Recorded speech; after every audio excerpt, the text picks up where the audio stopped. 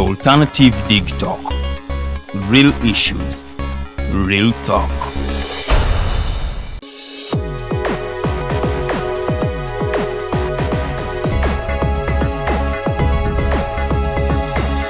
The alternative Digitalk.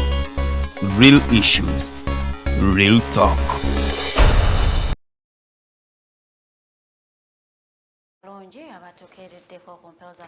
The alternative Digital Florida Agagobelerwa Manya studios ndi muno mu mbejja luwe delirian ate n'omugenyi waffe ow'olunaku lwaleero tugenda kubanga twogera ku nsonga za ttaka kubanga ettaka tujja kulyogera mu lulimi Luganda ensonga zino muleme kubanga ate temuzitegedde mugamba ebintu emu byogerwa Luzungu temubitegeera nnyo mubawoza transfer manya due diligence manya opening boundaries ebintu temubitegeera so gwe n'omala gagenda gagula ttaka nga tokoze due diligence you have not opened the boundaries bagamba waguze acres 5 naye nga mu butuufu zinga 4 point some of decimals bannange tukole nnyo ebintu bino tugenda kubyogera nga kigambo ky'Oluzungu tugifunula tukizza mu Luganda kanso gwe tulina mu studios agenda kubanga ate abitugamba bulungi nnyo mitendera ki gy'olina oyitamu okubanga ate ogula ettaka. Do you need a lawyer at the start oba olina womwetaagira? Where do you need a surveyor kubanga omuteekamu mu nsonga ze z'ettaka? Tujja kubanga ate tubibatuusaako mpolampola kyembasaba comment section mugikozese bulungi nnyo musobole okubanga ate show yaffe ebanyumirwa ate nga mugiganulwamu nja kutuusa okwetonda tusonyiwemukko okujja late bannange ebiseera ebisinga tuba twagala nnyo okujja wano ku ssaawa 2 naye sometimes tufuna technicalities ezitugaana okulaba nga ate tutuukiriza ssaawa 2 so nja kubasaba nnyo mutusonyiwe naye ng'era tujja nakwebaza Mukama Katonda yatusobozesezza nesobola okubanga ate tuzze live. Omanyi mu bulamu bw'ensi eno batugamba nti you don't wait to buy land. You buy land and wait because land appreciates, so you don't wait to buy land. Buy land and wait. Olinda it appreciates oje wagula milioni 4 weba ploti oja kugitunda ku 8 sina kindi ne 12 so ofunanga waka sente ndaba abatunda kwa 25 kwana gendo ozigule oja kuzitunda ogenda ogula 5 kwa 5. Don't wait to buy land. Wasozotya Lilian sizagulonja 2 kwana ogenda nokagula no mugenda mu emizigo 3 jijambo bulungi buno obutono busima emizigo mukaaga ku mukaaga mwasoza mutabalabi bafa abalungi olunaku olwaleero ensonga za ttaka buli bwendaba amawulire buli lunaku wabaawo story y'ettaka waliwo story gy'olaba nga ate ab'ekyalo be bagoba ku ttaka waliwo story gy'olaba nga ate ab'Oluganda balwanira ttaka ate baalitulekera tulemeddwa okuligabanya ono alemeddwa okumpa ekyapa kyange kale tulina Amateeka agenda okubanga abitumenyeramenyera biki biwetaaga okubanga ogoberera nga tonaba kugula ttaka wano mu Uganda. Tulina ensonga y'abainvestor waliwo abamu abajjanga bainvestor waliwo ba foreigners abagula ettaka wano mu Uganda ekyo ate kyo kiba kitya so bina tugenda kubyogerako nze omumbejja luwedde Lilian mbaaniriza nnyo ku Mighty Drive so katugenda butereevu ew'omugenyi alamuse kuba tulaba then shetandikirawo tugenda nno kukozesa ennimi 2 Zungu nga bwe mu Luganda neyanza nnyo Lilian mwasimutya nnyo abatulaba erinnya Eliakim Atumanya Kapson ndi lawyer munamateeka ate nga sinaba kubeera kugenda mu private practice nali ndi mu poliisi nga lawyer wa poliisi nakolako mu land protection unit nga legal officer kati nemulumizamu nengenda mukuweereza abantu kubasomesa ensonga ezibasumbwa kumanya ensonga z'abantu n'okukoza emisango gy'abantu kusinziira ensonga z'abantu n'okubayambako ku nsonga zaabwe ez'ettaka n'endala eza criminal kubanga bino bingi abantu bye batategeera n'emisango ku poliisi tugitambuza tutya genze mu kooti ensonga zoyegeddeko z'amataka bisumbwa abantu tubabimanyi abatabamu tebamanyi nti obeera n'omusango ku poliisi weetaaga lawyer zimanyi abantu abasinga tumanyi nti lawyer yeetaagisa eri mu kooti bw'oba olina ensonga yonna nga togitegeera ng'erimu amateeka oba weetaaga lawyer osobola mwebuuzaako omuntu n'ogamba lawyer nyina ensonga eno lwakuba abantu batya balawyer mbu sente bayagala sente naye omwebuuzaako kiba kirungi okuba ng'olina lawyer n'omwebuuzaako ku nsonga yo nakuwa guidance oba obuwabuzi nga bw'osobola kutambuzamu ensonga era ne advice mugisabira ka ssente temuli bangu naye kati omuntu wavuka mukwano gwo kati n'omubuuza asobola kugamba twaza bwoti kola kino kola kiri so tubeere intentional mukola emikwano n'obongo inayo musawo n'omubuuza musawo mpulira omutwe gunuma musaako yo mubeeremu omusawo mbeere mu lawyer omupoliisi just in case bakwatidde ku kkubo ate alina kuranka si bya ranka oyinza kubanga alina ranka naye nga takuyambye alina okuba kale alina ekifoofu faawo kinenemu nga bwayogera eddoboozi lye liwulikika nze ndowooza omuntu yenna bw'omutuukirira balina ranka oba talina asobola kukuyamba kyotamanya bakimanya sogamba yita wano genda wano oba genda olabe olina ranka byangu wakuba essimu emu n'obanga agamba bankwatidde kuko mumpe oyo muleka agende agenda okwogeza erinnya nze gundi fanda amusori nga bakuta ekitiibwa kye kimwe so ndowooza tutandikire ku nsonga z'ettaka ku nsonga z'ettaka ezo ensonga z'ettaka nsonga nkulu nnyo za kusomesa abantu kubanga ffenna emirimu gyonna gye tukola tugikolera ku ttaka kati okubeerawo bulungi emmere gye tulya bagirima mu ttaka ebizimbe bibeera mu ttaka amakaago gateeka ku ttaka kati omuntu yenna aba alwana kugula ttaka kuteekako ebyobuguzi bye byayagala kukola kati obanga ogenda kugula ttaka kiba kirungi okukola gye bayita due diligence kubanga okoze sente zo ziweze zona zikumala osobola kugula ku ettaka naye bw'obanga ogenda akasente okakuŋŋanyiza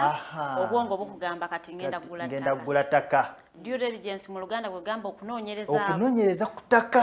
ttaka ly'oyagala okugula kati waliwo amataka agalina ebyapa ndowooza ge tugenda kwogerako nnyo kubanga kati ndaba byonna system gye tugendamu ya byapa kubeera nga ettaka nga lirina ekyapa kati omuntu wanga agenda kuguza ettaka mubuuze ettaka lyo lirina ekyapa bw'abanga agambye yes ettaka lyange lirina ekyapa kati mubuuze block number ki plot number kiri mu manya go kiri mu manya ga muntu mulala kati omuntu bw'otandika kumubuuza ebyo ebintu aba amanyi obitegeera aba amanyi kyoliko okimanyi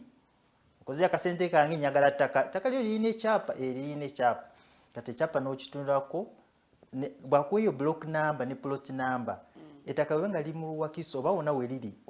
osooka kukola search mu Ministry of Lands waliyo office n'osaba oti njagala search kutegeera kino ekyapa kiri mu manya gaani waliwo caveat waliwo mortgage yakitwala mu banka ebyo oyinza nange omuntu kyekinoomu ataliirowo yangenda nsobola ogenda n'obuuza njagala kukola search nga block number ogiina ne plot number n'ettaka we liri bakubuuza lya Wakiso lya Kyado lyawo bakubulira obagamba liri wano kati nateeka mu system bateeka mu system osasula ya kasente ndoza mutwalo nga stamp duty bagikubulira ngo gendo osasule sente zino mu banka okola search stamp duty wala kasente ko osasula kuwa search certificate official search certificate or report search report eyogera ku bitaka eryo liri manya gani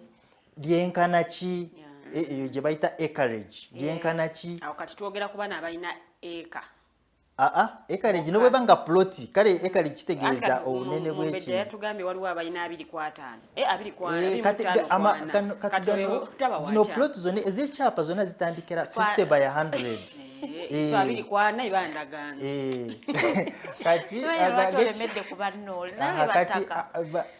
kati bw'ogenda kukola search bakubulira ettaka lyo lyenkana ki nakyo kibeerawo wali liri mu manya gaani waliwo caveat tugiyite nga encumbrance katugambe omuntu yalisiba lirimu enkayana omuntu yalisiba oba ekikyapa yakitwala mu banka yalisinga mu banka n'afunawo kaloni kati ebyo n'obiraba wali ku search statement bivaayo bulungi kati bw'osanga nga ebintu kale nga tebiriiwo tiwaliwo caveat tiwaliwo mortgage nga lyeryo search yeeyo amanya ge ali mu kugula ettaka ali mu kutunda ettaka genda ku ground totuukaawo n'ogamba zero yamaze kukola search kiwedde wuuno ali mu kunguza ettaka ebintu ebimpadde nze nkoze search so then nekolera search not my lawyer lawyer wana asobola gikola katugambe bwobanga oli busy tuma lawyer tuma lawyer bwobanga oli busy kiba kirungi okukolesa lawyer oyinza gikuwasa anti bajja tosobola gisoma musaliza kuwano kugundi ku muwafu wano ne mujja ne musaliza n'eno bweti nga babikunyonyola wewe kunyonyola wali nga babikulaga tosabitegeera naye kati kiba kirungi bwobanga okoleseza lawyer kubanga ziba ssente nyingi z'otaddemu ate wotayagala kufiirirwa ng'ogenda kugula ekintu kati lawyer ye akola search wali ne bamuwa n'akubuulira ebiri ku search kati tokoma ku search n'ogamba kati search ngimaze kati kola endagaano musasule genda ku ground otegeere ettaka weeriri liriko abasenze oyinza okusanga ettaka lyali muguze yalitunda dda nga waliwo abantu balala nga bali enkolokingako naye kiba kirungi okutegeera ettaka weeriri kati okitegeera otya nga muntu aliguze ettaka yoyo maze kulaba ku saaki olabye ku ndangamuntu ye ng'amanya asoma geego naye kati waliwo obufeeri bw'abantu bwe bakola nyinza okujja n'enkulimba nti bampita Eliakim Atumanya nga nyina ID y'ekicupuli n'olaba ku kyapa nga kiriko amanya gange nga ndi mu kulimba nga si manya gange ate ne ID ya kicupuli ate n'ogamba kyekyo maze naye kati bw'obuuza ku neiba abantu wali bagamba ettaka lya Eliakim n'ogamba yuuna nga siyona Eliakim wetumanyi kata okitegeera kata due diligence ejo nkugamba kutuuka wali ku ttaka n'agamba tugende kati bwatuuka ku ttaka baneiba ba LC baba bamumanyi bamanyi mbu Eliakim yono siyoli siyonaze muntu mulala bwiza okutuuka mbagamba Eliakim yabadde wano jjo kate ng'omuyina wano yakugamba nze Eliakim nze ali mu ggula kati due diligence nkulu nnyo wali ku ground okutegeera ettaka lyani mulimu enkaayana mwalimu abali mu kulimako arrangement yaabwe oba enkolegana ne nannyini ttaka eryetya bali mu kupangisa baliwo ku kiseera ki kugamba gwe bw'ojja ng'oyagala zimba agamba tuliwo kumalawo akaseera katono tujja kuvaawo ono agende tumumanyi oyo nannyini ttaka kati ffe tuli mu kupangisa kati ogenda mu maaso n'ogula mukola agreement nemukanya ku bbeeyi kati bwe mumala kukola agreement kati mugenda mu transfer kati ekyapa kyoyagala kikyusa kiteeke mu manya go nga mumaze byonna okubikola kusasudde omusasudde naye nomukanya kati byonna ettaka olabye boundaries kati nga liyita wano oluva wano olugenda wali kati nga plot ogiraba olaba plot kwe bayita opening boundaries kati opening boundaries bwe banga tasobola kutegeera obanga baneiba bagamba ayita wali ono ye n'agamba ze mpita wano ate nga bagamba oyita wali kati awo mwe mwetegera omusaveya kujja kupima kugula empenda omupunta kati naye ye bwe banga baneiba mwena nga mukanya neba erisonga gamba gundi ka Maxton eri wano ayita wano kati bona nga bakimanyi nga tuwetaaga saveya kubanga mwena mwakikanyako musaveya yajja n'apima Maxtons weziri kati muba tumwetaaga musaveya muba mwetaaga nga tumuli sure ayitawa protein eyono yitawa kati mwemanga musobola kikanyako mwe ng'abagula n'abatuuze kati oba omaze n'ogamba zino ze demarcation z'ettaka kati awo nemukola endagaano nemusayininga n'asasula kati n'akuwa transfer forms kati transfer forms omuntu wanga ayagala kukyusa ekyapa kuva mu manya ge mu manya go kati bamusayininga transfer forms n'akuwa akafaananyi ke ne national ID photocopy ya ID nawe oyina akako ne photocopy ya ID nembiteekako kati nemugenda mu land government value nakola value y'ettaka kusasula stamp duty kuba oyina okusasula emisolo balyoke ekyapa bakitransferinga bakiteeke mu manya go olwo process eno emala bbanga ki kale kisinziira ku backlog oba emirimu gya abalandizi gye balina katugambe ogenze wakiso obirese leero kati nga balina emirimu mingi kati process tasobola kutwala mwezi obubanga obitaddeyo bwebibanga byonna kutransferinga byonna ng'obiina obitaddeyo kati kisinziira ku mirimu gye balina kati oteekayo process etambula ate babifuna va ku bino by'abantu bagamba teekayo akasente tugirira wano akasente of course abantu babikola nibafuna ebintu byabwe naye ne bw'obanga totaddeyo sente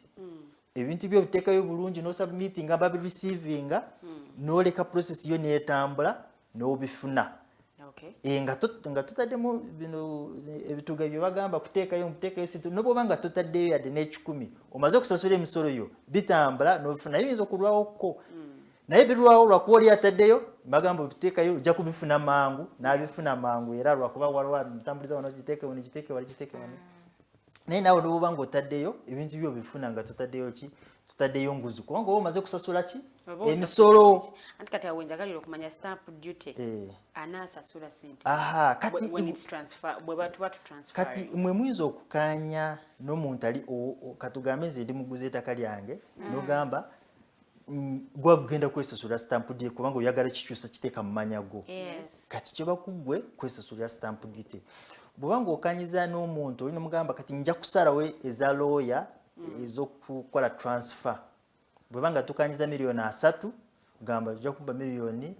nga 27 28 endala zigende mu transfer kati ekyo mukikanyako ng'abantu kusinziira oli ebintu byabuguzi kubanga nawe kiba interest yo ekyapa kukyuka kugenda mu manya go katugogamba kikyuse kigende mu manya go katugosasula stamp tiziba nti sente ntono kiba 1.5% eya value y'ettaka katugozibalamu ziba zezo stamp duty gyosasula n'emisolo emirala egiryawo makati stamp duty ne stamp land tax kati eyo stamp duty gye basasula gye bagambako bwe mamala kuvaluinga ettaka lyo stamp duty guba musolo guba musolo gwosasula ekyapa ky'okukikyusa kutegeera kati confirminga zino documents bazisasulidde emisolo kati zezo transfer azikoze kati eyo stamp gye bayita stamp duty muzungu naye giba misolo gyosasula mu banka tozuwa mbuloye osobola kuzuwa loye nagenda nakusasula ugamba nze ngenda kwesa kubanga bakukolera assessment bagamba ogenda sasula sente zenkana bweziti nosasula mu banka noteka ko receipt zo kisinzira nti bwe mbanguze ttaka lya miliyoni 10 nsasulanga mitwalo nga 15 kayika tobala mwawo mbakubaliramu stamp duty 1.5 of the total money I have paid for the land kati mbabala ko ne sente ndara za registration zo kuregisteringa ekyapa of course wabeerako ne bank charges twetaaga okumanya ebintu bino baloya mutubanye ojja kunsaba esente ziyitiridde omenye kisinzira oyinza osanga ekyapa kyolina kinene yagala kwekutulako kati ziba sente za njawulo awo era we mbadde ngenda okubuuliza nti wali ajja n'akuguza ku ndaga n'aganda yo osobola okwegula nodda ku kyapa nga demarcation ze za 5 ku 10 naye nga takuwadde kyapa nagamba kiri ku main mother title kati ng'oyagala okwejjako kati era sente ze zimu kati ezawukana bwezi kati eyo eba mother title bwegamba mwe banyina eka yange y'ettaka nga ngenda gikola subdivision oba gwoguzo oyagala kwesalako kwejja ku mother title kati awo mufiiringa gye bayita mutation form waliwo form gye mujjuza ne muteekako acreage still eyo ekifo ky'oguze kyenkana bwekiti kati ne mupuma wali n'omusaveya ye n'apuma kyemuguze kiri wano kati ne bakola deed plan byonna ne mubijjuza kati bono bakusalako wali kati bono bakola epapula aba basaveya kati oba omwetaaga nnyo musaveya awo kugenda kwesala ku kyapa kubanga alina okupuma ettaka eryo n'ajuza empapula kati oba ng'otuukiridde lawyer ye lawyer aba amanyi abasaveya n'agamba nyina omusaveya oba olina ab'okola nabo nyina omusaveya onneesiga ajja kutukolera guno omulimu kati ye n'amuwa measurements oba details n'omutwala ku kifo nemupuma kati niyesalako kutaka naye emisolo baba bagikubuulira naye kati gwoba oyagala kukakasa nogamba ha stamp duty yameka osobola kugenda nogisasulira mu banka si kugamba sente lawyer agendaga kati naye lawyer ino kubanga omwesiga ino kubanga owesiga lawyer naye namwe tumubakuba nnyo nogamba kati ye bw'aba akugambye fiizi yange eri bweti emisolo eri bweti sasula bw'obanga oyagala kusasula bakuyambako gwegenda okola emirimu gy'onoonye sente yakukolera emirimu so eno process yonna ey'okwegula ku mother title ofuuke wekaweyawule etwala banga ngachi bwobanga oli mu kugiprocessing neterwawo naye yo teringa eri oyina ekyapa already kubanga oba ogenda mu process yakola ki yakusooka kwesalako kugenda ku surveyinga kukola bu deed plan naye ndowooza naye oyinza okugiwa amezi nayo nga 2 kusinziira ku backlog naye eri gye banga balina fayiro yo ogitegeka bulungi myezi 2 emyezi nga 2 ndowooza. So tulabyeko incidents where someone comes nga ina land title abayaka presenting that land title banga ina gwaguza and then someone else comes naye nga ina land title nga yemu ku kifo kyekimu kati ne weebuuza what is going on bana abalands be batufera anyafedani kati eyo nsonga naffe nga baloye tusumbuwa oyina client ayina ekyapa ate kuzuula nga wali omulala n'ayina ebyapa ate nno ng'ayina ekyapa owokubiri mukadde alaga nti aluddeko ku ttaka eri kati oluusi baliwo gye bayita double titling oba okukola ebyapa bibiri ku kifo kyekimu naye bw'okizuula ologinga complaint ewa commissioner land registration kati commissioner land registration bw'oteekayo complaint ogamba nyina ekyapa naye waliwo ekyapa ekirala ku kyapa kyange kati bono bagenda wali mu system ne bazuula ekyapa ekituufu kyekirwa kati bw'ologinga complaint bakuwa gye bayita kubayita mu public hearing baba public hearing notice muje mu public hearing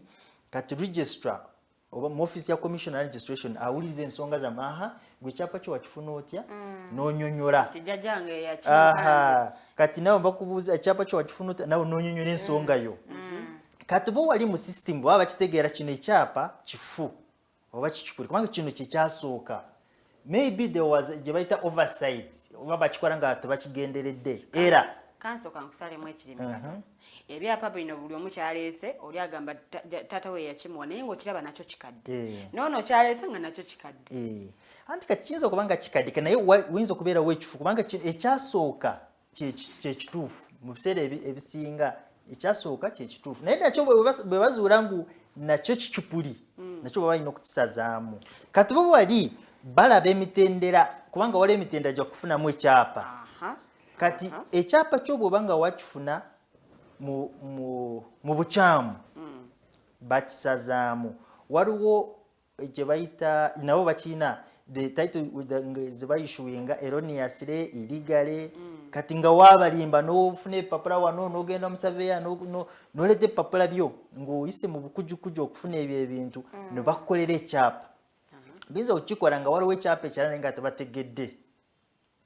kubanga baba bangi oyinza osanga kati omuntu bamukyusiza ono yakirese wano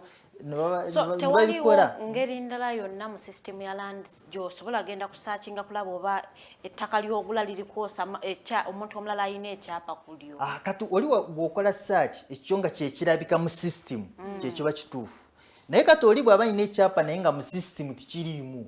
kyekyo osanga nga baabikola nga tebiriki nga bijinjirira nga tebirimu ekyasooka kyebasooka okufulumya kyekibeera ekituufu is there a possibility nawayo ka corruption ne ba backdating nga weyafunira kisoboka mu system eri kubanga byonna biba biraga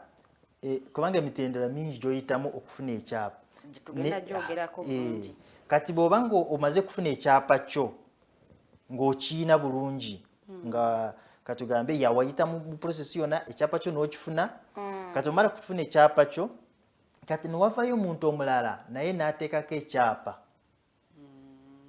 kati n'ateekako ekyapa ku kyapa kyo kati osaba commissioner land registration bono babayita ensonga eyo gye mbadde njagala abantu bategeere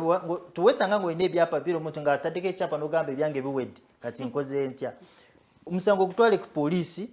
nabo banoonyerezeku ebyo ebyapa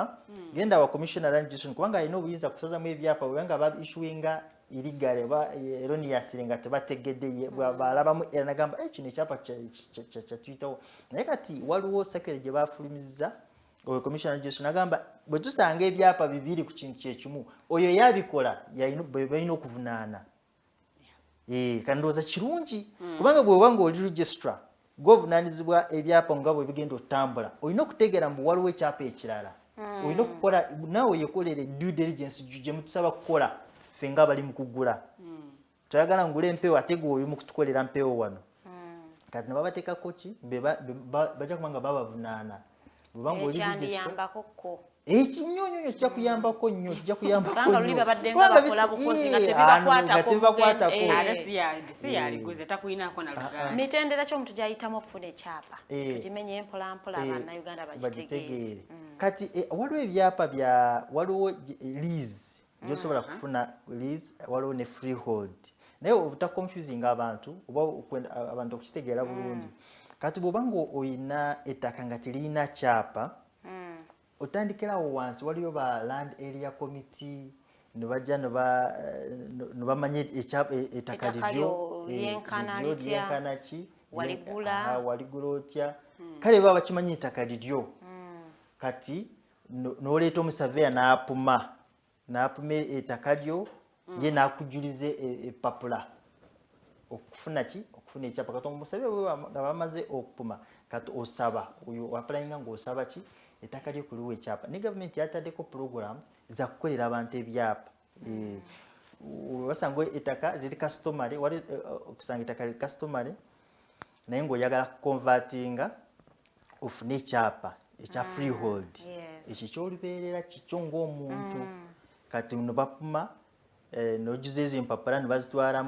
waliwo ofisi za land zezibeera mu bifo by'enjawulo kati kiba kirungi okukolesa lawyer n'omusaveya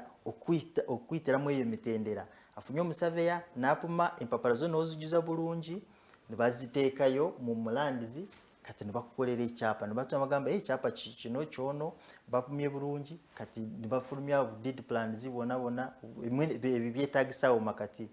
kati ne bakuwa ekyapa kyo naye wali wetugambye ekyapa kino ekinene oyagala kwekutulako bwebanga omaze kukutula ku kyapa ekyo kifuluma mu manya goyo omuntu mother title kati n'olyoka n'otransferring bwekisooka ofuluma kisookera fuluma manya ga mother title kati omuntu tikifuluma anti kubanga ye nanyini kyapa yali mu kukutula ku kyapa kye ngenda kwekutulako already mother title wali sinamugaanako anti kati wali bagenda okutegeera kino ekyapa kyavaawa kino ekyapa kyavaawa mu bbanga kyavaawa kubanga gwe wali tulina kyapa n'owali nga waliwo ekyapa kati oba olaga nakisala wano kati oba omaze kisaza wano naye oli baba bamulaga kati ekikye ekalegi yeesazeeko bwebanga kibadde ekemu kati nojjako kati wali kati nikikendeera ku sayizi y'ekyapa ekyo kati wano nakitransferinga nakiteeka mu manya gaki gonaaguza so kisooka kuddira mu manya g'oli eya mother title then nenziramu nensasula ate ne batransferinga ne baza mu manya gange naye kati ndowooza eba etuyambako abantu kuva ku ekyo ekyakukola ebyapa bingi ku kifo kyekimu naye kiba kirungi gino emitendera kugigoberera bulungi ate okuteera nyumba n'abantu abagula nnyo omanyi guba musango oba nawe kiba kikukosa bw'ogenda mu transaction nga tokoze due diligence nga tokoze kunoonyereza kubanga abantu babikolanya gamba nzi nali sitegedde nali simanyi ye ng'agikola nga defense naye teba defense kugamba wagula nga totegedde gw'olina okunoonyereza nati oluusi ogenda ku kyalo n'osangako chairman ng'aluddeko na convince nga nze ndudde kuno oyo yenna nnyini ttaka kati okoma ku chairman buuza ku bantu abatuuze abalala abali awo abatuuze abali ate n'abalala oyinza okufuna oyinza okukitegeera naye n'osuba omutima n'ogamba nze kankole ki nze kangule n'oyogera saala y'abayaaye ya aizulu n'ogamba aizulu ate kubanga olaba bwana abafere kye bakola kiba kya layisi bw'eba ettaka nga lya $5,000,000 yinza ogamba $2,000,000 kati n'ogamba kino nze bino ebirala ngenda kufaafaana nabyo nkole ki pitewo naye kati bw'oba ng'oli genuine ng'akasente ko waakakoze yitira mitendera emituufu nawe tobeera nga abana bagamba nange ngenda kukola ki ttaka ki omuntu lyatasobola kufunako kyapa nti ne bw'oligula gwe just tofunako bwanannyini eryokugamba mbu kata nti gano gebawako liizi waliwo gano gaba liizi aba alina liizi naye bw'otuuka ekiseera n'osaba kukikonvatinga okuba kuba ekyapa kyo ng'omuntu oba omuntu ye ng'alina ekyapa kinene ye ng'aliizinga nagamba gwe beerawo kiseera bwe kiti ojja kukola ki ojja kuba wabeera ng'akuwa liizi naye kati bano bonna byonna transaction zino olina okunoonya consent oba okukaanya ne nanyini nanyini ttaka bwebanga eri Mailoland bwebanga ziri freehold obanga lizo gamba nanyini ttaka wano ya omutufu yani akati bw'oyogera oluzungu olwo bwe lutyo lwe lusinza okutubbisa Kampala gano Mailoland ne freehold kubanga era tebidda mu Luganda ate abantu tebabitegererako ddala ogamba freehold kati waliwo kana naye babisomesa nnyo aba Buganda Land Board basomesa nnyo kwezo Mailo official Mailo ettaka lya Mailo babisomesa nnyo naye nga bagamba nabo oyina bwe bagamba ali n'ettaka lya Kabaka oba lya Buganda Land Board kiba kirungi otuukira aba Buganda Land Board n'okonfaminga kyekituufu ani anali wano ntuukira ani asobola kunyambako kweno nsonga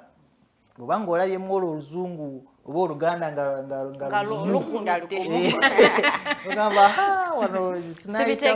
sibitegedde naye kati bino ebya freehold ebyo osobola byangu nnyo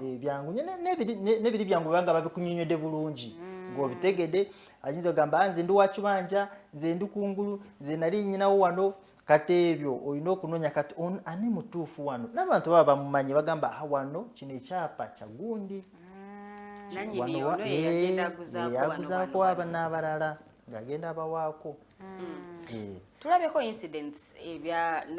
nanyini ttaka n'abaako baaguza ate baaguza ne bakyuka ne bajja n'ebyapa nga balaga ate eyabaguza si ye nanyini eyabaguza nga si ng'ate bo balaga nti be bannanyini naye ng'ate babaguzaako buguza kati waliwo ono kyengambye anaabeera ne mother title ng'anyina ekifo nga kyange nga kinene naye waliwo abajja ne babeerawo nga abasenze babeerawo nga jangu onkuumira ettaka lyange n'azaalirawo abaana ne babeerawo ebiseera nga naye ng'ali kungulu nga tali ku kyapa nga tali mu land title naye kati ekifo kike ayinawo ekibanja kye naye kati abo ab'ebibanja kiba kirungi okutegeera ani nanyini ttaka ani landlord yani katumana tutegeera landlord niweeyanjula naba naye nga akutegeera naye kati nabo osaba kubanga process ebintu byajja nga bikyuka kati nibasaba ekyapa nkiina naye nyagala tukole weesalewo ku kyapa oba nyagala kwegula nange mbeere nanyini kati naye eyo process mba mukola ki mba mulina ogigenda mu bulungi akusaleko ku kyapa ku private Mailo land kati eyo nga ya muntu si ya Buganda kuyitira mu Buganda Land Board yo nga muntu nga musobola kukanya naye kutulako ng'otegedde landlord yani omuntu kati ye bwakuguza ettaka nagamba kino kibanja kyange nze ndi wa kibanja tegeera mbu waliyo landlord kati owekibanja akkiriza okutunda naye kati gwe bw'obanga otunda olina okufuna consent yani ya landlord yasobola kugamba kano kibanja kyange gusobola kukola kikanze kankuwa interest zange babikola batunda naye okwewala emivuyo eyo mu maaso kiba kirungi okutegeera landlord yani abeere nga consent nga nagamba yeyo nabadde wa kibanja mu recognizinga mumanyi iba wanga kuguza interest ze consent ya landlord nga weeri kati obwo buvuyo ndowooza bujja nnyo bungi kweyo nsonga nga ala kubulira amazima nyinako ki nako ekibanja kati olina okunoonya landlord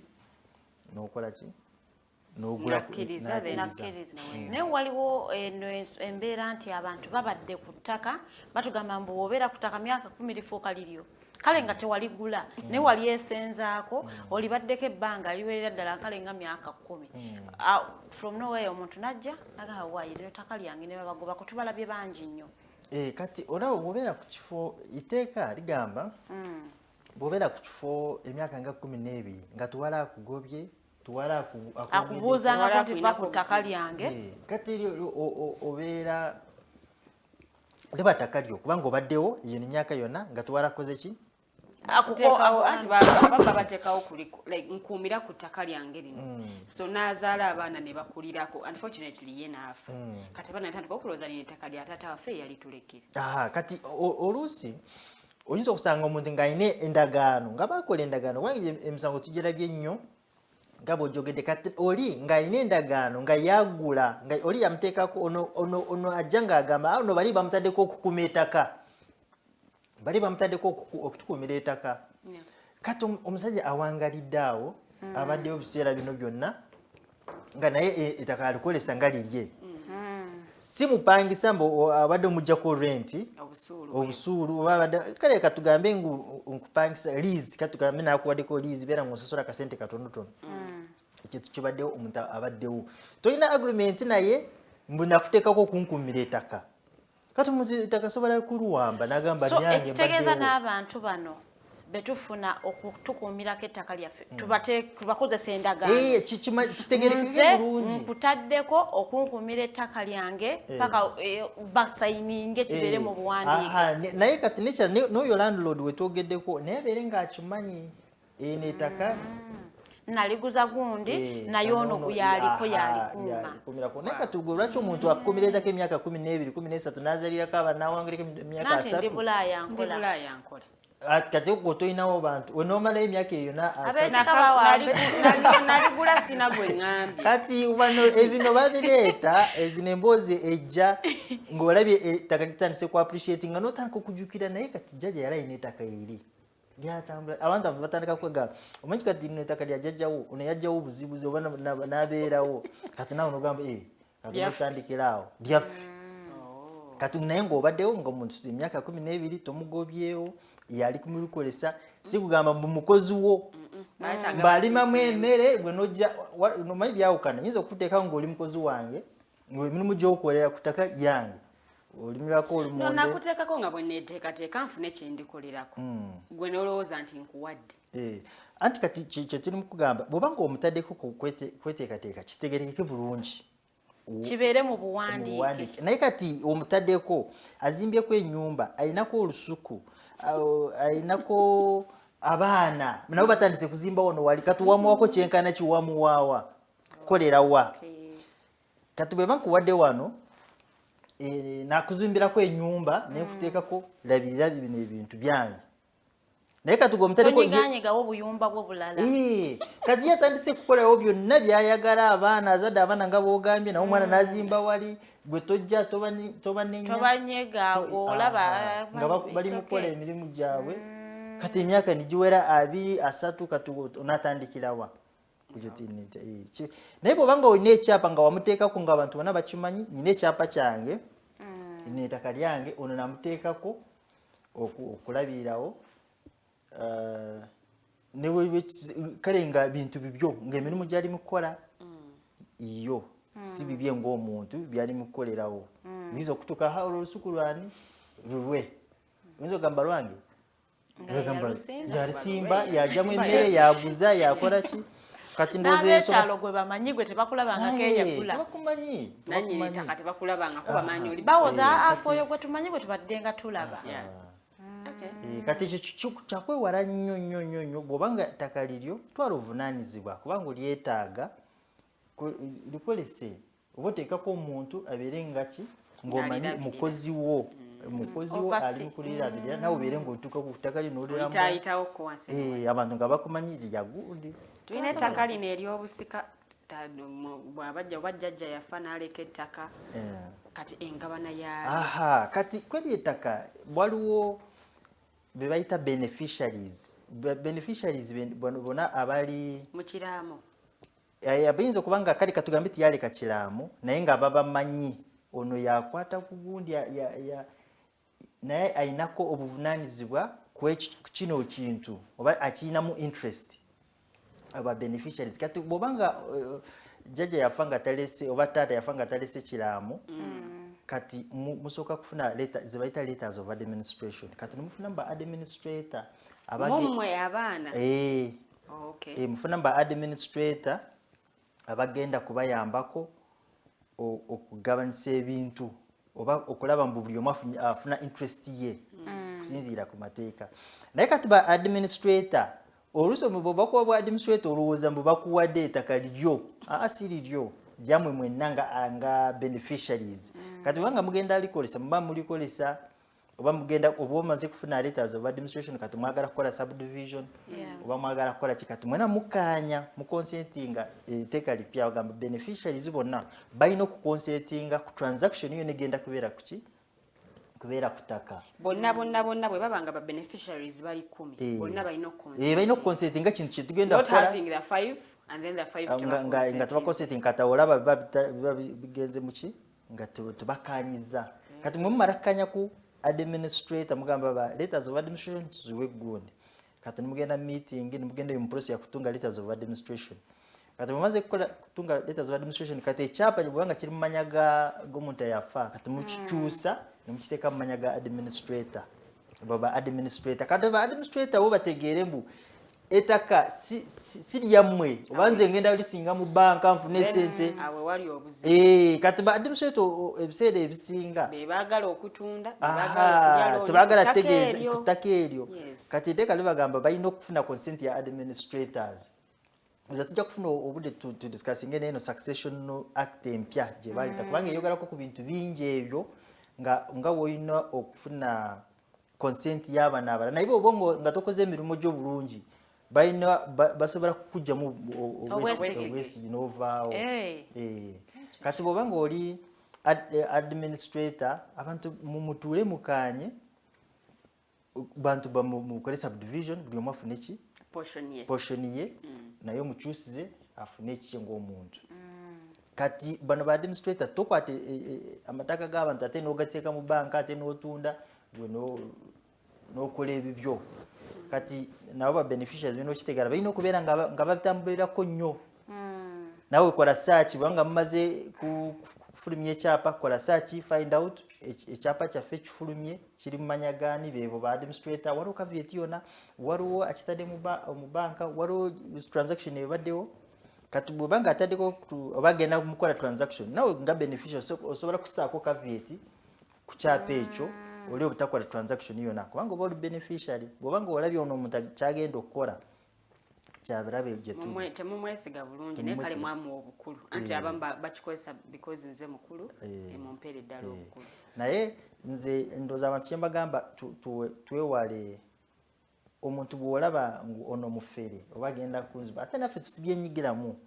kubanga omuntu ajja n'eddiiru n'agamba ino ddiiru kola kino ojja kufunamu kati gwe nawe n'oyingira mu transaction oba n'oyingira mu ddiiru kino ekyebyapa biri twakyogeddeko bw'okola search especially ettaka ng'olaba lya family nga ali ba administrator noonya ba administrator na beneficiaries bona bakuwe consent bw'oyagala kugula ettaka ng'olaba eri mu manya ga administrator kubanga oyinza kwekubaganya ne administrator nga beneficiaries tebakitegedde kati bali najja nakola ki kati bw'obanga ogola ng'olaba ekyapa kiri mu manya ga administrator kati tegeera waliyo beneficiaries tomaliza ensonga zo ne administrator tegeera waliyo ne beneficiaries bona balina okubeera nga bali mu consent nga bakonsentingira okugula lwaki ettaka lino eribeera ewa administrator lirwawo nnyo okugabibwa ensonga kasita zigenda ewa administrator bweppa ezo ziba zijuliridde muyinza n'ofa nga temulifunye naye bazikola niziggwa naye lwakuba nga bwe tugambye mubeeramu obutakkaanya ntwalako kyenkana ki ono tumumanyi bana tubamanyi balemeddwe okukaanya kati administrator bw'abiyingiramu ensonga zammwe namwe nga muzitambulirako nga naye ensonga ziyingiramu kubanga baba balina ba administrator general's office ne bajja ne bawuliza ensonga zammwe ettaka ne badistributinga buli omu n'afuna ki n'afunye ekiki naye bwe bigenda mu administrator nze abantu nyongera bagamba imwe ng'abantu musobola kukanya temugenze wa administrator kubanga muli family emu mukanye mufunemu abantu abakulu ba chairman naye ba chairman nabo bogerako abalala babo complainingako family elders mufunemu abantu abovunanyizibwa family elders amuwe ekitiibwa bawulize ensonga zammwe muve mu misango bw'ogitwala ziba ssente kubanga tojja kusula wano nga tosasudde awo enjagalira okubuuza kanso administrator general bw'abanga asala obanga awunzika ensonga zino ez'ettaka asinziira ku will eyakolebwa oba asinziira kati ku administrator abagunda abaliwo? Kati zino ensonga bwe zigenda wa administrator general kiba kitegeeza omuntu teyaleka kiramu. Kubanga bw'obanga waliwo ekiraamo kye baleeka naye ng'olaba kale side ezimu tezikkiriza nti kyekiraamo ekituufu. Kati wano ekiraamo bwebanga tumukanya nakyo kati nimugenda mu kooti ekiraamo mbakijjako kati mba muddayo eri mu administrator oba mwe musobola kufunamu administrators bafune letters of administration ebintu mumalirize naye bwe mumala nga tumusobola kubimaliriza mwe ng'aba family kati administrator general wayingiriramu kwezo ensonga tumuyina kiraamu tumuyina ba administrator aba family bebawa administrator good letters of administration tumubayina kati administrator general kati wali omusango mba mugisindise wani administrator general kuliza ensonga zammwe kati n'aba officer awuliza ensonga zammwe ayingire mu nsonga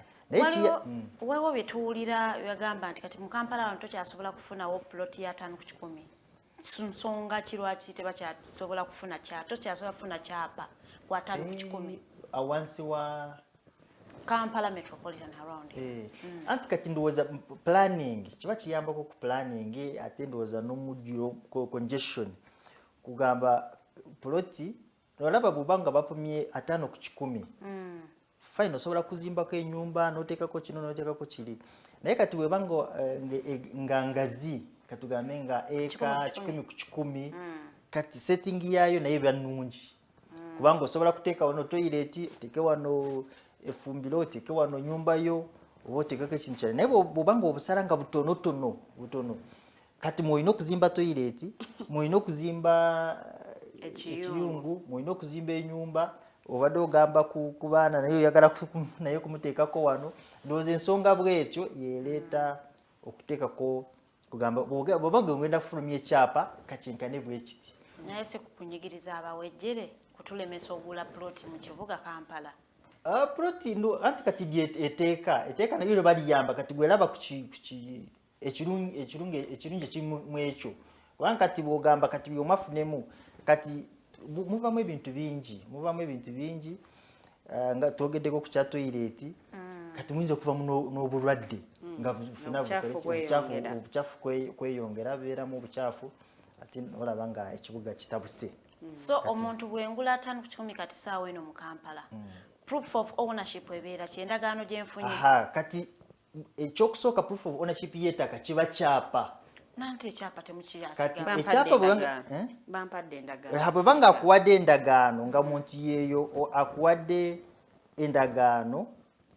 gyakuwadde naye konfaminze mulimu landlord oyo nanyini ttaka nga akukoledde gundi agreement kati okola ki gwoba osookerako kubanga anguze tukoze endagaano ate ne landlord naye akoze ki naye ataddeko consent nagamba nkuwadde consent kati nze nguze ettaka lyange wendi oba kibanja kungulu nyina endagaano ono yayinga wali ne landlord nga amaze kukola ki ne landlord nga amaze kuconsentinga kati eba proof of ownership n'abantu aba bakimanyi ono yavaawo kati ono yaliko kati zino zi basics omuntu zalina okutuniramu omuntu tajja nagamba gwe genda okole ki genda obeerewo oba nze nvuddewo kati gwe yingirawo nsasula akasente konsasudde tumukoze endagaano tuwali kyakuwadde kati ebyo byoba osookerako basics omuntu zasookerako kutegeera gwe ettaka walijjawa oli akumanyi batakumanyi amanyi landlord yani yono ne bachairman nga bwenkugambye nabo tubakolese yadde abantu baba complaininga ko bachairman bagaye basinze okuleeta obufere obuyitirivu chairman aso signinga ku ndagaano nga 3 ng'ate ye chairman omu ng'aguza abantu weewamu kati abo bachairman baba complaininga ko nnyo naye n'abantu baba bamanyi omuntu yinza okugamba chairman oyo kati wabeera chairman LC1 olaba wabeera chairman LC1 wabeera ne chairman LC2 ate tebakugamba mu strict olina okubuuza chairman LC1 n'abatuuza obabuuza webaliba ne baneiba ne families gotambulamu kubanga bwobanga ogenda kubeera mu kifo oba olina okumanya abantu abaliwo balwana abo abatayo babuuzaako bayinza okugamba agenda wa chairman agamba chairman oyo nga namulabako nga abantu nga basayininga ewe kw'ettaka babyogerako kati nawe n'otegeera wano waliwo ki wano waliwo obuzibu emivuyo emingi mu nsonga zino ez'ettaka n'obufere obuyitiridde obuzibu buva luddawa kati nze ndowooza nze ng'omuntu ndowooza oluusi gubanga mululu oba bubbi obuli mu bantu omuntu nga ayagala kubba kintu ky'omuntu nga si kikye omanyi waliwo abantu abali awo ye nga bava ku ekyo n'ekirala babuyita ignorance bagiyita batya obutamanya kati ekintu wanga tomanyi waliwo abantu ababeera awo ye nga athrivinga ku ignorance y'abantu ye nga kyekyo kyalinze ono ekino takitegeera wano ngenda mukuba ye muvuyo ekiva ku ebyo naye kati Digitalk bw'obanga mulina programs nungi bweziti za kusomesa abantu kati omuntu aba ayongera kitegeera olina bw'aba nga ayagala muleetamu akavuyo aba amanya wano mutwala ku poliisi neewoozako bwe nti ngenda kukola bwe kiti kati obuvuyo bungi buva mu ebyo obutamanya omuntu gami kati ngendewa n'abantu abalina emitima ya bubbi ye nga kyekyo ye mubbi ayagala ate si mubbi mbu mwavu nga mugagga sikugamba mba ababbi babeera ki mbo bavu nedda babeera bagagga sikugamba mba abagagga babbi naye kati omubbi aba mubbi oba mwavu awulira nga yayaana ate okwongera afune n'akatono oli kaayina n'ayagala akatwale kati ndowooza guba mutima ogwo gwa bubbi ye nga ayagala kubba kunyakula bintu ndowooza ebyo ebireeta obuvuyo n'omubbi asengula abantu ku kyalo kiramba nagamba muve ku ttaka naligula abasi mulungi asengula abantu ku ttaka kyalo kiramba ng'omuntu agamba ekyalo yakigula nga kuliko abantu abayitirivu kati ndowooza abantu balina okukolesa ofiisi eziriwo kubanga bagamba agenda mu ofiisi eyo ziri corrupt omuntu oli aba yayitayo dda nga yateekayo omusimbi zino ofiisi ziyamba yadde abalala bacomplaininga bagamba batya kubanga ziyamba batugamba omwavu tasinga musango kakati oli ajja kujja nga aguze ekyalo kiramba mbutuufu nga gwe tolina nawe otandikira kati olaba waliwo systems eziriwo ze tulina okukolesa tulina poliisi gwe omusango gwo bw'obanga ogwina ng'olaba bikusobedde kubanga zino office za gavumenti zonna z'olaba babasasula sente ze basasula mu misolo gyaffe gye tukola ki gye tusasula misaala gye babawa kati ye bw'obanga olina complaint yona noonya office ya gavumenti bw'obanga bya ttaka office z'amataka zibeerawo bw'obanga ogambye bano bakubulize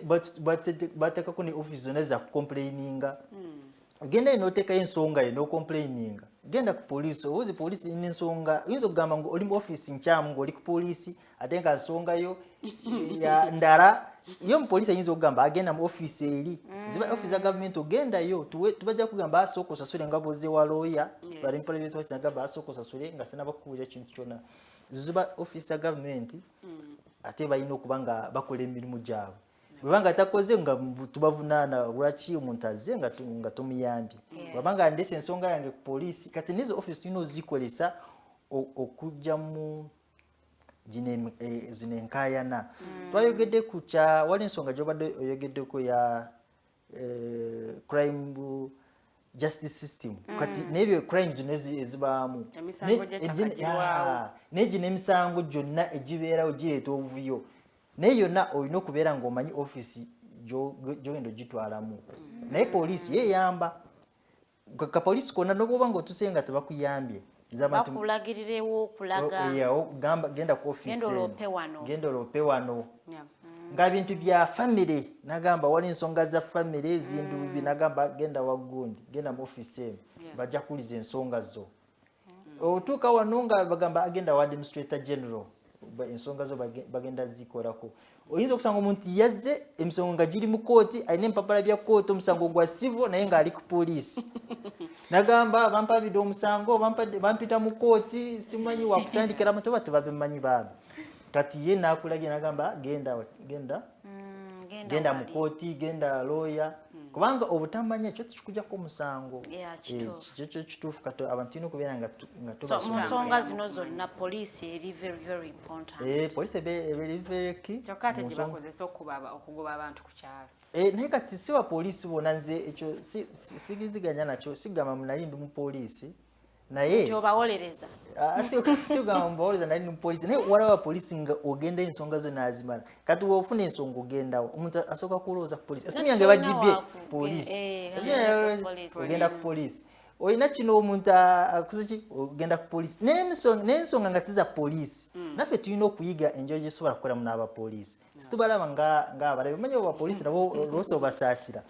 ono aleese omusango oli webawaabye naye bamuwaabidde ku polisi kati ye olowooza polisi asobola jagala naye kati ye ate abamu bw'alaba nga bamuwaabidde naye embiro naye agenda kuwaabiro n'agenda ku polisi nga miyitirivu ku polisi tuwuliddeko ettaka nze nkuze mpulira ettaka lya gavumenti ate netuwulira Maryland ate netuwulira kwegamba that ka confusion kati amataka nga gavumenti ogo bafunako lease nga lya gavumenti nze omuntu sekino musobola nange okugaba lease nga nina ettaka akale kati oyingira mu arrangement n'omuntu nimukola endagaano kati ye lease ebe endagaano gyokola n'omuntu kola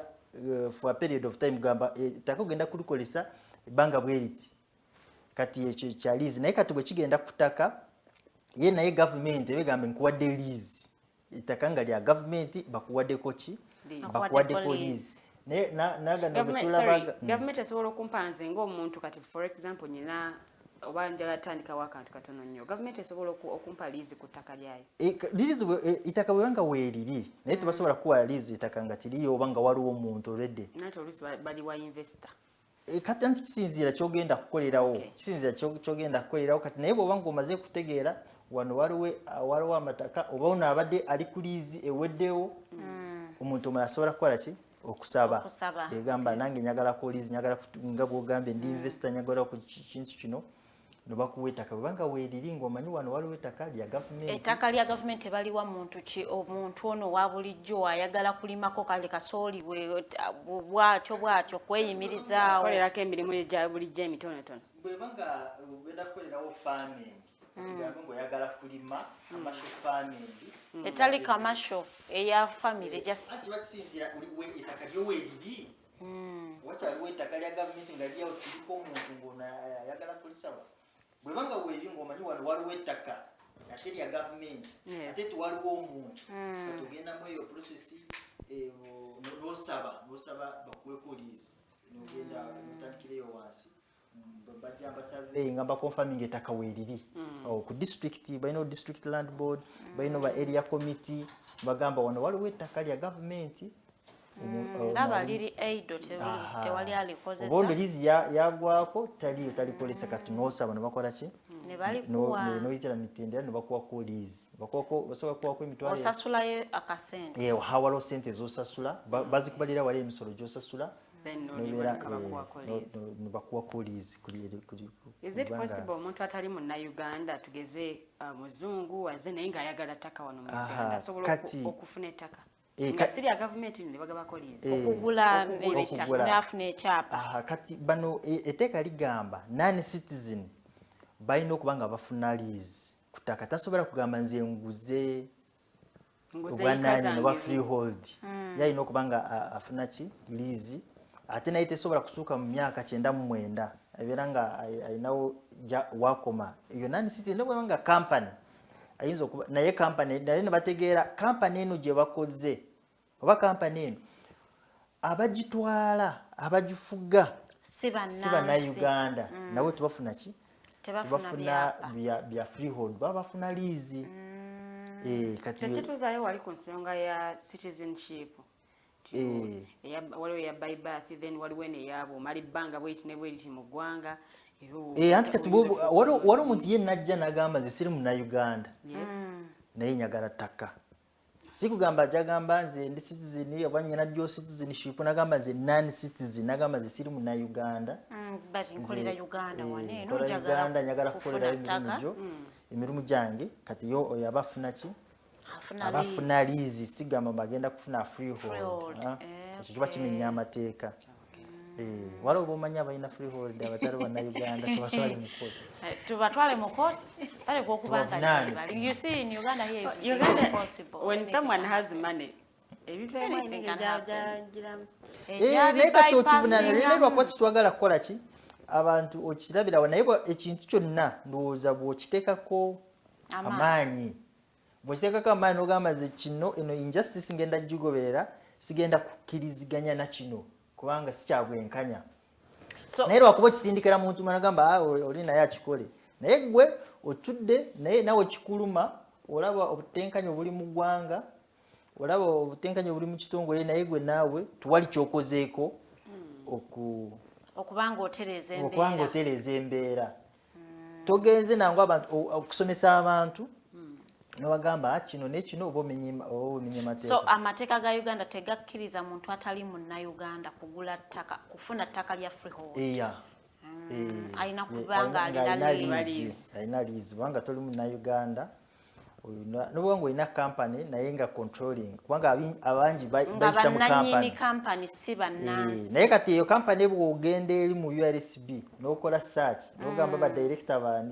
bani abali in charge of the company n'osanga nga si bannayuganda naye oba ogamba mwe mulina okufanga mufuna ki lease naye si freehold kubanga lwaki nyogera ku company abantu bangi beekweka mu company. So nsobola okubanga ndi munnayuganda kale responsible citizen entunula engamba mukwano yaleka si munnayuganda nsobola ogenda nemukolako search mu land registry okulaba oba ekyapa kye kibyalizi oba freehold awo okirabako omuntu nawe oba omutambulirako ate gwosanga mbu tayina obanga wamutaddeko omusango ate nga byabulima nawe bakuteekako omusango ogenda mu land registry ne bambuulira ekyapa kye status yakyo oba freehold oba lease nobakubuulira mbwamba alina freehold kyekirabaka mulimu abannayuganda ndowooza abatali bannayuganda bemumanyi nga balina ebyapa wano tubiraba ku mawulire noolabanga kale omuzungu yaguze agobye abantu ku kyalo nga freehold oba lease nga tomanyi kati kyembadde njagala steps zensobola okuteekinga okubeera nga nsobola okwasa tayine ngobanga ate ngaali mukugoba n'abantu ngaali mukugoba abantu mu ttaka abannayuganda ng'ate aboogera na mu luzungu tujja kinonyerezaako kakulumya nnyo tekinyuma kubanga omuntu omugoba munnansi ku ttaka ngate ndoza njagala tukwateko ka justice system katono nnyo kubanga ndaba obudde bwange bulina engeri gye bututwalamuko emisango mingi mu Uganda wano bannayuganda tebamanyi kikyakola tamanyi kale oba omuntu andoopye ntandikirawa nina kwekweka omanyi abamuwola bakasita bagamba nti bakuloopye ku poliisi olina omusango mbiro banansangayo kale kabanoonyeeko obunoonya naye nga sijja kubanga neetwalayo ku poliisi gwe neetwala ku poliisi kinkendeezezaako okwo ku musango kati kweyo emisango gya poliisi ekyokusooka bw'oba nga olina omusango gwonna gino egya criminal gye tugenda kwogerako gitwale ku poliisi bwetuuka ku poliisi balina system zaabwe awo ku poliisi omusango gwo ne baguregisteringa baguteeka mu bitabo ne baba balina ka reference kati wonga owabya omusango kiba kirungi ogende ne facts z'obulungi kubanga bajja kukujjako statement togenda nga owayiriza munno genda nga musango kyekyo omuntu yakikola yakuba aba yakola ki kateekayo omusango bakujjeko statement wanga olina abajulizi batwale babajjeko statement bwe bamala kubajjako statement kati omuntu oli woowabira ye poliisi egenda mukubira ajje naye kati bamukubira n'atajja naye basobola munoonya bamuggyeko statement kete bamala mujjako statement fayire yonna kati kangambe fayire ewedde mu lunaku lumu otaddeyo obujulizi bwo otaddeyo baba bagitwala wa state attorney resident state attorney omuwaabi wa government kati ye n'alaba kusinziira ku eno nsonga gye mutaddeko ono omusango yazza musango gw'obubbi yazza musango gw'okuteera omuntu oba assault or doing grievous harm kati ye n'agamba muteekeko musango bwe guti kati fayiro ye bw'abanga amaze kuteeka katugambe omupoliisi yamaze kuteekako judge sheet ye n'agamba guno omusango gukusaanira kusinziira ono kyakoze kati oli n'ateekako omukono nga sanctioninga fayiro bateekako omukono agamba ono bamutwale ki mu kooti bamulete mu kooti bwe banga akyali awo ku police board katugambe akyali ku police tanaba oba amaze ku reportinga bakyamuyina mukomera baba bamutwala mu kooti okuwoza emisango gye gyakoze. Kati obuzibu we bugira kati gwe bw'omala okulipotinga omusango gwo ku poliisi oluusi ogamba mumunteereyo ayingire mangu kati bamuyingiza tolese bajulizi nawe tokoze statement omuntu ali mukomera kati ye poliisi eba talina ekyakukola eba erina okumuta omuntu ye poliisi naye bwebanga eyagala kukola amazima bakutambulira kuwenkanya kubanga omuntu ali ku musango ki waliwo fayiro omuntu yaze wano nalipotinga omuntu omukuti n'omuteeka mukomera kati awo poliisi eyinza omuta omuntu nemuleka kubanga watu waliwo ki tuwali obujulizi bwonna poliisi yamwejjeereza nemuwa boni nemugamba agwe genda kubanga situlaba complainant kati we fayiro eyo bw'ogigoberera katugambe yaze ku poliisi nebamuwa police bond gwekyo tukikuluma bwe bamuwa police bond goberera fayiro yo fayiro egende wa state attorney fayiro bwe banga kituufu kusinzira obujulizi obuliwo basanctioninge fayiro egende mu kooti bwetuuka mu kooti of course ajja kubanga bamutwala mu kooti nawe beerawo ku fayiro yo nga complainant etuuka mu kooti kati ye kooti esobola muwa bondi nakyo si kibi okuwa omuntu bondi I mean police bail omusango gukya fayiro ekyaliwo bamuwe bail kubanga naye bugabe bw'okufuna ki bail ate bamala kufuna bail babawo olunaku bwe mugenda kutandika ki okuwuliriza omusango ye omulamuzi ayinza ogamba akusinziira omusango guno n'obujulizi obuliwo sijja kukuwa ki bail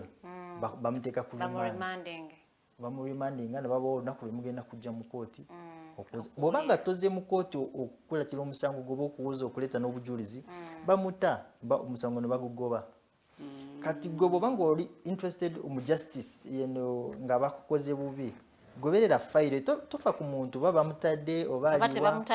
gwetambula ne fayiro kati ye mulamuzi bwawulira obujulizi bwo n'okweyozawo kooli ye abakola ki awa ensalawo y'omusango gye bayita judgment nagamba kusinziira obujulizi obuliwo ono byayogedde olina omusango oza omusango bwe guti kati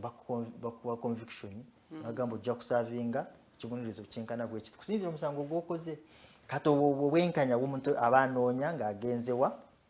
mu poliisi nga process yeeyo kati nze sikanya n'abantu bana abajja nagamba nyagala bamusube nyagala bamurimanding nyagala abeerewawo ku poliisi sikanya nabyo ngamba interest ye eriwa bwebanga oyagala kukanya n'omuntu mutuule mukanye sigamba ngamba anzi sagala kugoberera fayiro sagala bigenda munyagala bamusube wano nawe oba ozza omusango yinza osanga omuntu nga talina musango ate ng'omutadde mu poliisi ali mukomera amazemu ennaku 2-3-4 nga talina musango ate ekiseera nkituuka ne bamuta n'agenda omuntu alina mmala bbanga ki ku poliisi nga tannagenda mu kooti etteeka ligamba 48 hours naye omanyi waliwo abamalayo ne weeks kati kiba kikyamu omuntu bwabanga ali mu poliisi nga tebamutadde ng'amazemu ennaku 2-3 oyinza kukola complaint wa state attorney resident state attorney n'omugamba nga tonaba nakutuuka wa resident state attorney sookerawo ku poliisi tubeerawo ne ba OCCID tubeerawo ne ba DPC waliwo ba RPC bamayinja bobadde oyogerako mutuke mugamba omuntu wange abadde mu poliisi kumala ennaku 4 ki ekigenda mu maaso kati ye ne babuliza ensonga ziyo agamba fayiro ekyali wa state attorney fayiro ekyali genda wa state attorney mugamba omuntu wange ali mukomera amazemu ebbanga bwe riti simanyi kigenda mu maaso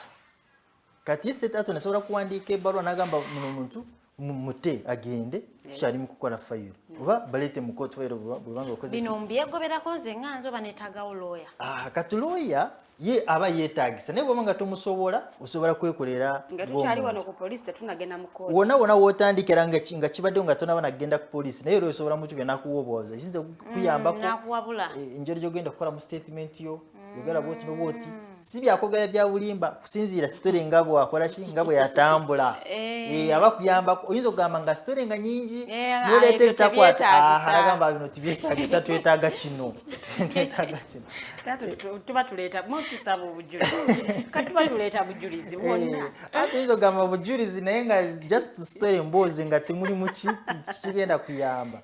kati kiba kirungi okuyambako okuleeta statement yo n'ogiteekako bulungi kusinziira omusango oguliwo kati katugende wa state attorney fayiro yo oba wali state attorney byakoze n'ogamba hakyala ko no state attorney yalidde bamulabyemu sibimanyi kati awo okola complaint balina bayita regional state attorney kuba DPP kusinziira naye akukoze ku fayiro yo ate nawo ku district babeerawo ne ba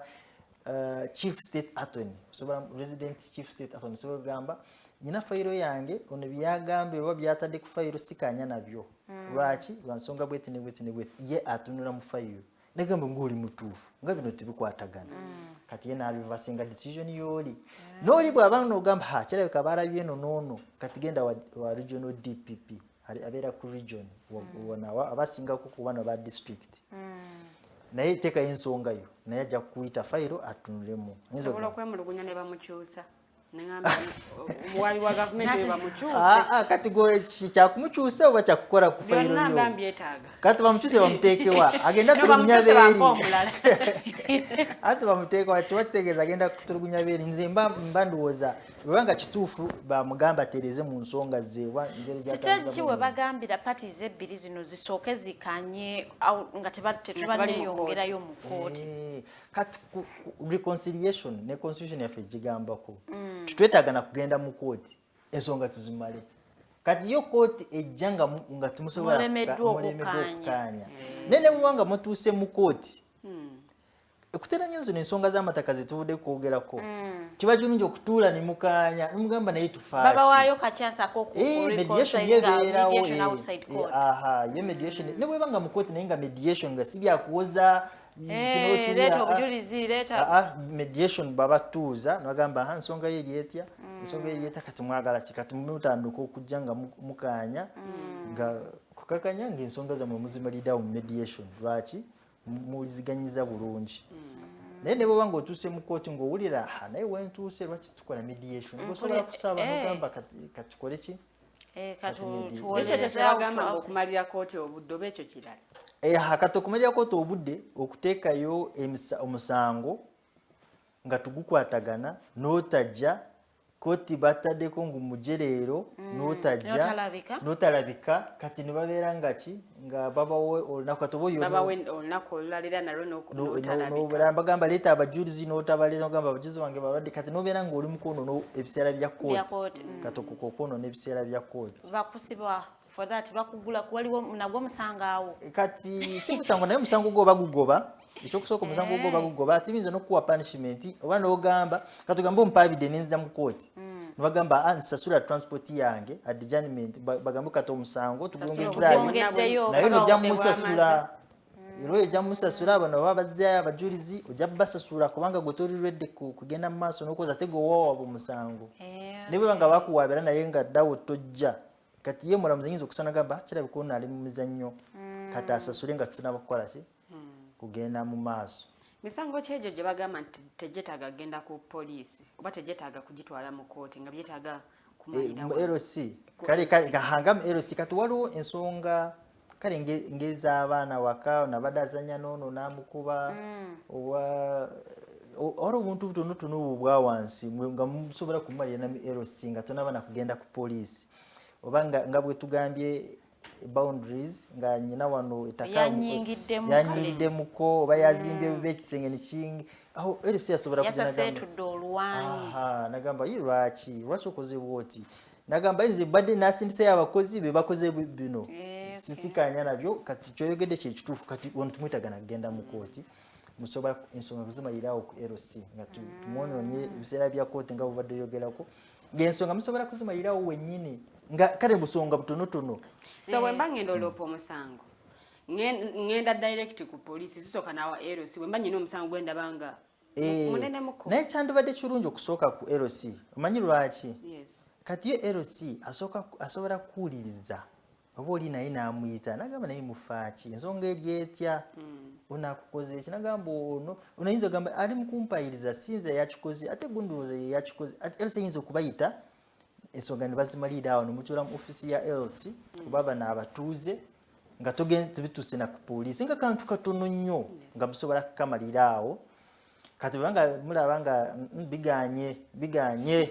nga mweyongerayo kuki mweyongerayo ku poliisi nabwe nga mutuuse ku poliisi naye nuwekuba mu kifa n'ogamba omanyi kino ekintu kankole ki lwaki ndi mu gino emivuyo naye musobola kukaanya mugamba ensonga zaffe kati zimalirize kati n'okola gye bayita additional statement ku poliisi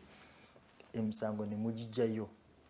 naye banga already nga muli mukoto ngamba atukanyiza zino ensonga kati zimalire wano twetaaga kugenda ki kweyongerayo kubanga nze abantu mbawabula twetaaga na kugenda mukoto ensonga nga musobola zimala kubanga ebyo bimala buseera ate ne ssente ate kireeta n'emitima emibi mu bantu tata wange yamutute mu kooti ono yatwala mama wange mu kooti ono yatwala ni mu kooti yamutwala ku poliisi kati kireeta empala naawo n'emivuyo naye kati ensonga banga musobola zimalira awo mukanya kiba kikola kati lwaki oba ogenda mu kooti oba sevinze bingi manyi naffe bweba nga nsobola batuza ne mukanya kati mba wininze sides bbiri nati kati ne mu kooti bagamba abantu tebakyafunayo bwenkanya kooti zaffe mbu zirina kyekubiira atalina ssente gujja kubonaabona n'omusango ekyo sikanya nakyo lwaki bw'ogenda mu kooti ogendayo ng'onoonya ki obwenkanya ate kooti zitambula mpaka ku supreme court oyinza okutandikira mu chief magistrate n'ogenda mu high court n'ogenda mu court of appeal n'oyambuka mpaka mu supreme court ongamba otya tosobola kufuna bwenkanya mu court kati waliwo emisango egimu nga tegisala kuva eno kudda eri no ziba gitambula tuli ku musango gwa bubbi ngutwale mu constitutional court anti kati kyeŋŋamba kati bw'obanga gwa bubbi nagwe ng'olaba ono byasazeemu chief magistrate byasazeemu tokkiriziganya nabyo osobola kugenda mu high court gye bayita appeal n'apiiringa n'ogenda mu high court n'ogamba kusinziira obujulizi obuli ku fayiro ono bye yakola sikanya nabyo bya bulimba high court kati high court eyinza okugusala nga bw'erengamba kusinziira nga bujulizi obuli wano nga ndaba si byebyo. Is there a possibility of reopening a fayiro yange singa mba nagiggala nga tugenze tu mediating ne bigaana so okoda ku police n'engi reopening kati bwebanga kati awo wekigera kiri bwekiti oyinza polisi eyinza kugamba gwe watwala musango gyo ku poliisi n'okola additional statement ng'omusango ukola ki ng'omusango gukulozinze ku nsonga ki mukanyiza omusango ne mugivaamu neyefuula nagana otuukiriza byetwakkaanya kati neyefuula n'atakanya kati bwanga takanya kati wali obugenda ku poliisi kusinziira kye twakanyako luli ensonga zitambudde bweziti ne bweziti tazigoberere naye njagala emisango yange gitambule oba gigende mu maaso kati ye poliisi wali bw'obujulizi nga bwenga bukyaliwo ng'obujulizi bwo obuyina kati ye poliisi sobola soka bayita ne Uganda mu ensonga eri etya kiki kyavaawo lwaki tumwakanya kati negamba kale bwobanga mwagala fayiro yebeerawo bwebanga ensonga mukyali awo ku poliisi naye kati waliwo wosanga ngu fayiro bagigoba obutagigoberera kyobadde oyogerako naye osobola kusaba kati nkomyewo oba nyagala ngenda bitekamu kati nibagamba gireinstate nosaba mbu bagireinstating egende mu maaso nobanga ya criminal naye kati waliwo osanga nga DPP oba state attorney omusango yagugoba okuba tuwali bujulizi nagamba guno omusango tugulina bujulizi nze kangugobe obanga owulira state attorney nogamba nze omusango gwange gulina obujulizi kati oba ojulira mu line eyo yaba DPP nga mbadde mbyogerako line eyo state attorney fayiro etagiclosinga nagamba close it and put on ng'alagira poliisi ogamba ebyange biwedde ye bw'obanga omanyi obujulizi weebuli ate nga weekakasa bulungi obujulizi bwolina buwera kola complaint balina nga balinawo complaints kati olaba gundi obwenkanya nga weebuli gavumenti erinawo systems nga nungi nga zirina isobola kuleeta bwenkanya mu bantu naye lwakuba abantu tebabimanyi lwakuba abantu tebakoze ki tebabimanyi kyekizibu kyokka naye kati bwetugoberera systems eziriwo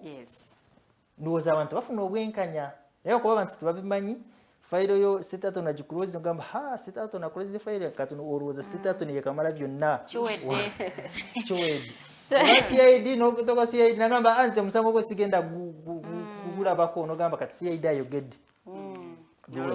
kati abanyina amusingako kyekimu nezino institutions nobogenda mu judiciary ogenze wa chief n'olaba nga takuwadde tagihandlinze bulungi takuwadde bwenkanya kuwadde judgment genda mu high court oteekeyo ki waliwo procedure gy'osobola kugoberera n'otwala ensonga yo ku kooti eba esingako. Tweyanziza nnyo kanso obudde waffe butulese mugenda kusaba osiibule abatulabye olunaku lwaleero otubulireyo totugamba nkoko kyosinga okwagala okukola mu budde bw'obweddembe kitugambe toli mu mirimu gino gy'abantu kale budde bwo nsooke nekiriwa nsooke ku nekyo ekisembye kati nze nga ndi mu budde bwange obweddembe kati njagala kuwuga mba njagala kuwuga genda oswiminge kale omuze kuki ku birowoozo ndowooza kyekimpa peace of mind si kugamba manye okuswiminga nnyo just kiba kinyumira asibula abatulabye olunaku kati nsooka kwebaza Digitalk okumpita okusomesa abantu kuzina ensonga kubanga kikulu nnyo mwebale nnyo management ya Digitalk kubeera ne programs nnungi za kusomesa abantu kubanga abantu programs zino bazeetaaga okubawa amagezi mwebale nnyo namwe mbebaza okumuddeetinga bulungi program gyaffe abatulaba mwebale nnyo kyoyize leero kisomesa omulala atali wano abadde tali ku show osobola kimubuulira naye nakitegeera bw'obanga oyina ensonga gy'oyina ng'oba oyagala kubuuza simanyi oba tusobola kubabuulira essimu bw'asobola kukuba essimu ntumuwabulako bw'obanga oyina ensonga ekwata ku by'amataka ekwata ku bya poliisi emisango osobola kunkubirako nenkubulira osobola kukitwaza bwekito wagenda mu ofiisi eno eri 0783 56 59 00 0783565900 naye kati naffe tutwenyigira mu by'obufere bwobanga obadde olinamu omuze omubi okugenda mu bufere tugulekera awo tutandike mupya abantu tubayambeko kulaba tuleete obwenkanya mu ggwanga kubanga kitukwatako kinkwatako abantu baffe babeere mu ddembe tukolere wamu okutunguula eggwanga lyaffe mwebale nnyo mukama bawe omukisa. Tweyanziza nnyo kanso tweyanzege gwe naawe abaddeko ku live yaffe olunaku lwaleero uwe bali kubeera nga ate obeera kati suubire nti ensonga z'ettaka ozitegedde bulungi nnyo tebajja kufera tebajja kubba ate naawe tobba olw'okuba nti ofunye information gy'oyinza okukozesa nga ekyokulwanyisa kyo tubeere ba citizens balungi tuleme kunyigiriza bannaffe ensi etunyumire njagala okuba nga nsiibulira wano abatulabye mwebale nnyo mwebalire ddala ali mu control room mukulu mukose Anthony webalikola Mombejja luwedde naawe webalikola tusinkane olunaku lw'enkya essaawa zijja kubeera 2 ez'okumakya. Very good morning mbagaliza olunaku lulungi.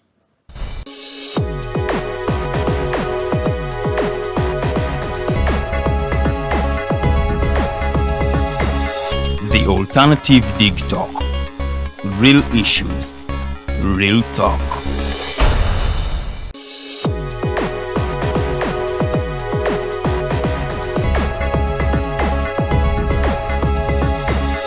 The Alternative Digitalk.